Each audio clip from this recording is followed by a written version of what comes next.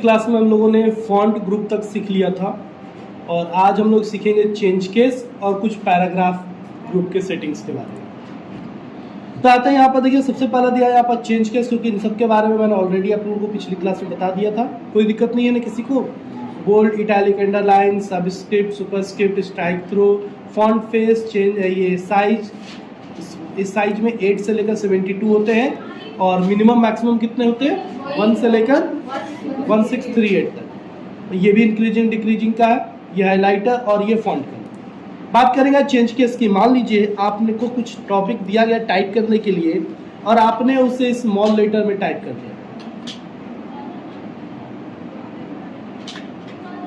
ये मैंने normal sentence case में इसको टाइप कर दिया, लेकिन आपसे कहा गया कि इसको अब आप कैपिटल लेटर में चेंज करके दिखाइए या फिर कैपिटल लेटर में टाइप कर दिया। आपको करना था कैपिटल लेटर में टाइप, लेकिन आपने स्मॉल कर दिया या फिर किसी अदर केस में कर दिया, तो फिर से टाइप करने की जरूरत नहीं है।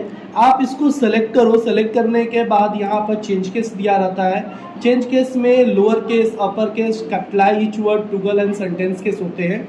सेंटेंस केस हम उसे कहते हैं जो एक सेंटेंस जो हम लोग लिखते हैं, जिस सेंटेंस का पहला लेटर सिर्फ कैपिटल होता है, बाकी सब स्मॉल होता है, वो सेंटेंस केस कहलाता है।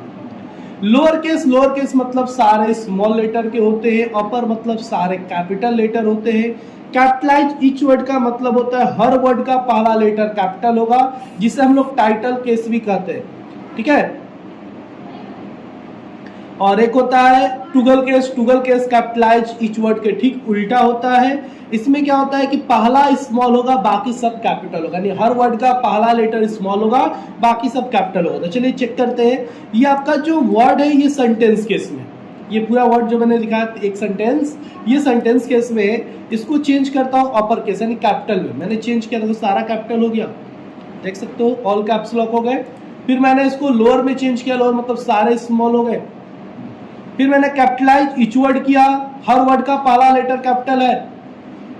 फिर मैंने टुगल केस में चेंज किया, हर वर्ड का पहला लेटर स्मॉल, बाकी सब कैपिटल है, ठीक है।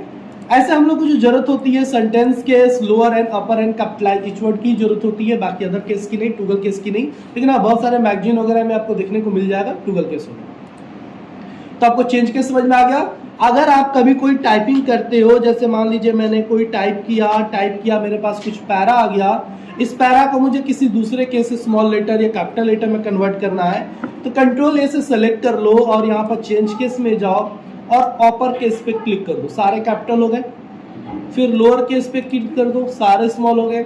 सेंटेंस केस पे क्लिक कर दो, देखो हर वर्ड का जो भी आपका है एक सेंटेंस पूरा है, देखो यहाँ से लेकर यहाँ तक पूरा एक सेंटेंस है। इस सेंटेंस का पहला लेटर सिर्फ भी कैपिटल है, बाकी सब स्मॉल। तो ये आपका चेंज केस है। उसके बगल में क्लियर फॉर्मेटिंग है, ये ऑलरेडी मैं आपको बता गया था, क्योंकि अगर आप कोई फॉर्मेटिंग करते हो, जैसे मानो बोल्ड किया, साइज बड़ा किया, कलर किया, और आपको फॉर्मेटिंग को सिर्फ डिलीट करना है, तब क्लियर फॉर्मेटिंग पे क्लिक करके हटा सकते हो, वो फिर से नॉर्मल टेक्स्ट में बदल जाएगा, हो जाएगा। अब बात करेंगे अलाइनमेंट की। सबसे पहला टॉपिक शायद मैंने आपको अलाइनमेंट ही लिखा है ना पैराग्राफ का। पैराग्राफ में सबसे पहला है अलाइनमेंट। यहाँ पर 4 तरह के अलाइनमेंट दिए गए हैं। ये अलाइनमेंट क्या होता है, तो आपके टेक्स्ट का अरेंजमेंट होता है, आप अपने टेक्स्ट को किस साइड रखना चाहते हो। जैसे मान लो मैंने यहाँ पर लिखा MS वर्ड, ठीक है। अब मैं इस MS वर्ड को यहाँ बीचों बीच लाना चाहता हूँ। सबसे पहले तो मैं बड़ा कर दूँ थोड़ा साइज, ये मैंने कर दिया। और इस MS वर्ड को मैं क्या कर चाहता हूँ कि यहाँ पर बीच में सेंटर में आए, मेरे डॉक्यूमेंट के बीच में आए। तो बच्चे क्या गलती करते हैं, इसको स्पेस देकर यहाँ पर ऐसे पहुँचा देते हैं। ये गलती आपको नहीं करनी है। या फिर कुछ बच्चे जो ज़्यादा समझदार होते हैं वो स्पेस ना करके टाइप करके ले जाते हैं, यहाँ तक पहुँचा दें। लेकिन इतना मेहनत, इतना हार्ड वर्क नहीं करना है आपको। डायरेक्टली यहाँ पर 4 अलाइनमेंट दिए गए हैं। सेंटर पहला तो लेफ्ट है, कंट्रोल L शॉर्टकट की, ये सेंटर है कंट्रोल E, राइट है कंट्रोल R, और जस्टिफाई है कंट्रोल G। ये 4 तरह के आपको अलाइनमेंट दिए गए हैं। आपको बीच में करना है तो सेंटर अलाइनमेंट पे क्लिक कर दो या फिर कंट्रोल E प्रेस कर दो, देखो सेंटर में चला गया। इसको राइट साइड में करना, जैसे मैं आता हूँ नीचे, मुझे यहाँ पर लिखना है जैसे सब क्लास,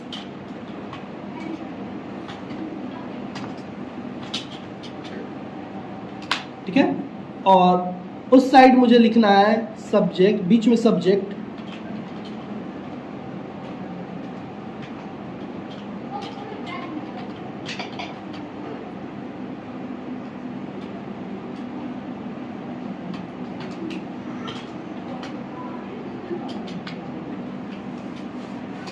मुझे ऐसे लिखना है, मैं इसका साइज छोटा करूंगा थोड़ा।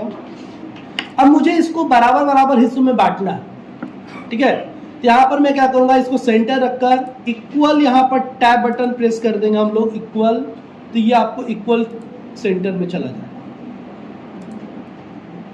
ठीक है। जगह थोड़ा कम है तो यहाँ पर अलाइनमेंट में थोड़ा कम कर देता हूँ, ये देखिए इक्वल सेंटर में चला गया, तीनों हो जाएगा। इस तरह से आप इसको डिवाइड कर सकते हैं। फिर नीचे पैरा को देखिए, जो मैंने पैरा लिखा हुआ है, इस पैरे को ध्यान से देखा जाए तो ये लेफ्ट अलाइनमेंट में। कैसे पता सर लेफ्ट अलाइनमेंट में है? तो लेफ्ट साइड का यहाँ पर चारों तरफ से इक्वल आ रहा है, लेफ्ट साइड का ये इक्वल है लाइन पूरा, लेकिन राइट साइड में देखो तो ये इक्वल नहीं है, तो ये प्रमाण है कि ये क्या है, लेफ्ट अलाइनमेंट है। कैसे? तो आपको ग्राफिक्स देखना है, जो मैंने आपको फिगर भी बनवाया है, फिगर देखेंगे कि लेफ्ट साइड में इक्वल बनाए होंगे और वो ऊपर राइट साइड का लाइन छोटा और पतला होगा, बड़ा होगा। तो अगर आप इसको दोनों साइड से इक्वल करना चाहते हो, कभी भी पैरा जब हम लिखेंगे तो बुक में देखा होगा दोनों कॉर्नर इक्वल होता है ना, तो उसके लिए आपको जस्टिफाई यूज करना है, ये वाला यूज करना है जस्टिफाई। देखिए दोनों साइड का इक्वल हो गया दोनों साइड इक्वल, ओके। और जब भी हम कोई पोएम वगैरह या फिर कोई कविता वगैरह लिखेंगे तो उसको सेंटर अलाइनमेंट में लिखेंगे। आपने देखा होगा दोहा वगैरह जो होता है या फिर पोएम वगैरह जो होता है वो सेंटर अलाइनमेंट में ऐसे होता है, या गाना वगैरह भी होता है तो इसी तरह से होता है, सेंटर पॉइंट से लिखा जाता है, एक बड़ा तो एक छोटा, एक बड़ा तो एक छोटा, ऐसे होता है ना। तो ये आपका होता है सेंटर अलाइनमेंट का। वही राइट साइड करना हो तो जैसे मैं इस लाइन को पूरा राइट साइड कर देता हूँ, ये देखो राइट साइड हो गया, इसको मैंने लेफ्ट साइड कर दिया, ये देखो लेफ्ट साइड हो गया, इसको मैंने सेंटर किया, ये सेंटर ऑलरेडी है, और इसको मैंने जस्टिफाई कर दिया। देखिए ये चारों एलिमेंट आपके साथ, ये राइट है, ये लेफ्ट है, ये सेंटर है और ये जस्टिफाई हो जाएगा। कोई दिक्कत है किसी को? शॉर्टकट याद रखिएगा, control L, control E, control R, control G, okay. इतना करने के बाद बुलेटेड नंबरिंग भी ऐसे देख लीजिए, यहाँ पर देखिए बुलेटेड नंबरिंग दिया हुआ है, ये बुलेट है, ये नंबर है और ये मल्टी लेवल लिस्ट है। यहाँ पर अलग अलग तरह के बुलेटिंग दिए हुए, आप जिस भी बुलेटिंग पे क्लिक करिएगा वो बुलेटिंग आ जाएगा, आ रहा है, जो भी बुलेटिंग आप चूज करिएगा वो इंसर्ट हो जाएगा। और ये नंबर लिस्ट है, इसमें से आप कोई भी नंबर 1 2 3 या फिर नंबर के साथ ब्रैकेट ABCD रोमन में 1 2 3 आप ले सकते हैं, ठीक है। लेकिन मैं एक तरीका बताऊंगा आपको जिससे आपको बुलेटेड नंबरिंग का यूज करना बहुत ईजी हो जाएगा। आपको बुलेटेड नंबरिंग जब भी यूज करना होगा तो आप कैसे यूज करेंगे उसको समझिए। बुलेटेड नंबरिंग होता क्या? तो लिस्ट बनाने के लिए हम लोग बुलेटेड नंबरिंग का यूज करते हैं। तो ये बुलेटेड नंबरिंग यानी जो लिस्ट बनता है वो दो तरीके से बनता है, एक ऑर्डर लिस्ट और एक अनऑर्डर लिस्ट। तो ऑर्डर लिस्ट मतलब जिसे बिना लास्ट अंक को देखे हम लोग गिन सकते हैं कितना है। जैसे मानो 1 2 3 4 5 6 7 मैंने लिखा, तो मैंने कितना लाइन लिखा है 7, लेकिन मैंने बुलेटिंग दिखा। अब क्या उसको बिना गिने हम बता सकते हैं कितने पॉइंट मैंने लिखा हुआ? मैंने स्टार मार्क करके पहला पॉइंट, दूसरा पॉइंट, तीसरा पॉइंट, चौथा, ऐसे मैंने लिखा। क्या मैं बता सकता आप बिना देखे बिना गिने के मैंने कितना पॉइंट लिखा? नहीं, इसको काउंट करना पड़ेगा। तो ये अनऑर्डर लिस्ट में आता है। ऑर्डर लिस्ट मतलब जिसको गिनने की जरूरत नहीं पड़ेगी, लास्ट पॉइंट देखिए पता चल जाएगा कितना है टोटल, ओके। जैसे 1 2 3 4 5 मैंने कहां तक लिखा है 5, ये ऑर्डर लिस्ट है। लेकिन बुलेटिंग वाला अनऑर्डर लिस्ट। तो नंबर यानी लिस्ट हम बनाएंगे कैसे? वर्ड में जब भी आपको लिस्ट बनाना होगा तो आप पहले तो ये सोचो कि आपको ऑर्डर लिस्ट बनाना है कि अनऑर्डर लिस्ट बनाना। तो मैंने सोचा कि सर मुझे ऑर्डर लिस्ट बनाना। तो ऑर्डर लिस्ट जो होगा या तो ABCD से होगा, या तो 1 2 3 से होगा, या तो रोमन में 1 2 3 से होगा, और ई होगा, और लिखा जाता है ना हिंदी में, वो भी हो सकता है। तो हम लोग कैसे नंबर लिस्ट बनाएंगे? तो मैं नंबर लिस्ट बता रहा हूँ। सबसे पहले आप क्या करो, कीबोर्ड से 1 प्रेस करो। अगर आपको 1 2 रखना है तो 1 प्रेस करो और एक डॉट दे दो, डॉट दे दिए। उसके बाद स्पेस बटन प्रेस करना। जैसे स्पेस में प्रेस करूंगा देखना ये वाला जो नंबर लिस्ट है ये एक्टिव हो जाएगा। ध्यान से देखना, मैं जो स्पेस प्रेस कर रहा हूं एक्टिव हो गया, वो देखो वो सेलेक्ट हो चुका। अब ये लिस्ट सेलेक्ट हो गया ऑटोमेटिक। अब आप कुछ भी लिखो, जैसे मैंने कुछ लिखा कंप्यूटर, इंटर किया 2 नंबर आ गया, कीबोर्ड 3 नंबर आ गया, माउस। अब जैसे मैं इंटर करूंगा अगला नंबर आ जाएगा, ठीक ना। BCR MICR आ रहा है। अब मुझे मान लो मैं कहता हूं सर मुझे 5 के बाद 6 नहीं चाहिए, 5 का पहला चाहिए। हो सकता है ऐसा, 5 का पहला चाहिए तो मैं नॉर्मल लिस्ट बना चुका। लेकिन अगर 5 का पहला मुझे बनाना होती है, मल्टी लेवल लिस्ट कहलाता है, यानी लिस्ट के अंदर भी लिस्ट होता है, तो मल्टी लेवल लिस्ट बोलते हैं उसको। तो लिस्ट के अंदर लिस्ट भी बनाना पड़ जाए, 5वां का पहला बनाना पड़ जाए, तो आप क्या करोगे? अब आप करना यहाँ पर टैब बटन प्रेस, ये मेरा तरीका है। आप यहाँ पर टैब प्रेस करना, देखो पांचवा का पहला आ गया। अब आप यहाँ पर जो लिखना आप लिख दो, इंटर करोगे बी आ जाएगा, सी आ जाएगा, डी आ जाएगा। अब कहोगे सर मुझे ई नहीं चाहिए, मुझे डी का पहला चाहिए, बताओ क्या करना होगा? टैब। समझ में आ गया? अब बताओ मुझे यहाँ चौथा नहीं चाहिए, मुझे ई चाहिए, एबीसीडी जो पीछे वाला था वो मुझे चाहिए, क्या करना होगा? तो आगे जाने के लिए तो आप टैप कर रहे हो, पीछे जाने के लिए आपको इंटर करना है। आप इंटर कर दो, ई नंबर आ गया। अब मैं कह रहा हूं मुझे जी नहीं चाहिए, मुझे 6 नंबर चाहिए, क्या करना होगा? समझ में आ गया कि नहीं आ गया? नंबर लिस्ट बन सकता है। फिर उसी तरह मुझे 9 नहीं चाहिए, 8वां का पहला चाहिए, तो टैब। ओके। अब मान लो कभी कह सकते हो कि सर यहाँ एबीसीडी क्यों आया, मुझे एबीसीडी नहीं चाहिए, मुझे कुछ और चाहिए।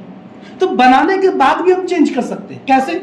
आप ए पर क्लिक करो, आपको एबीसीडी नहीं चाहिए था ना, तो ए पे क्लिक कर दो, देखो पूरा लिस्ट ही सेलेक्ट हो गया एबीसीडी वाला। और नंबर लिस्ट में जाकर यहां से आपको जो चाहिए वो चूज करो। कैपिटल में चाहिए कैपिटल ले लो, रोमन चाहिए रोमन ले लो, 1 2 3 ब्रैकेट में चाहिए ब्रैकेट में ले लो, जो चाहिए आप ले सकते हैं यहाँ से। ठीक है, तो मैंने यहाँ पर रोमन कर दिया और इस वाले को चूज करके मैंने यहाँ से बुलेटिंग कर दिया। सर मुझे वहां पर बुलेटिंग चाहिए था, मैंने बुलेटिंग ले लिया, हो सकता है।